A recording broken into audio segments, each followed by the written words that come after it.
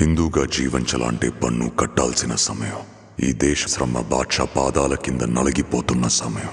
ఒక వీరుడు కోసం ప్రకృతి పురుడు పోసుకుంటున్న సమయం.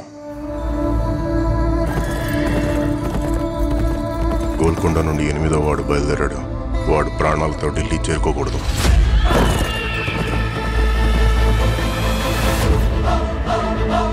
ఇది నేను రాసే చరిత్ర. సింహాసనమా, మరణ శాసనమా? ఈ భూమి మీద ఉన్నది ఒక్కటే కోహినూర్. దాన్ని కొట్టి తీసుకురావడానికి తిరుగులేని రామబాణం కావాలి.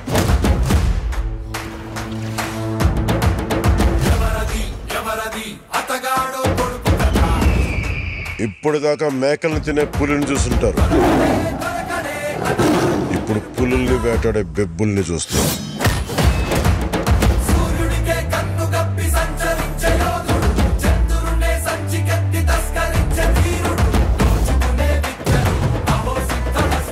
సర్దుకోలేకపోతున్నాను, సాయం చేస్తావా? దశమి రోజు పంచమిని విడిపించాలన్నమాట. నేను రావాలని చాలా మంది దేవుడికి దండం పెట్టుకుంటా ఉంటారు, కానీ నేను రాకూడదని మీరు చూస్తున్నారు.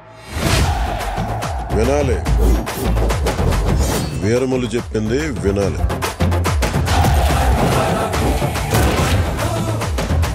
నువ్వు మా వెర్రివిస్తున్న మావయ్యవు కదూ.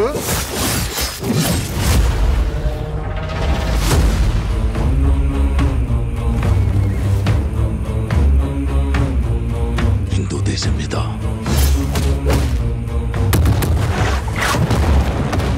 పవిత్రమైన మన జెండా గర్వంగా ఎగరాలి.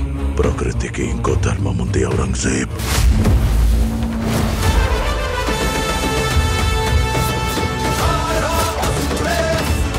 ఇది క్రూర మృగాలు తిరిగే చోటు.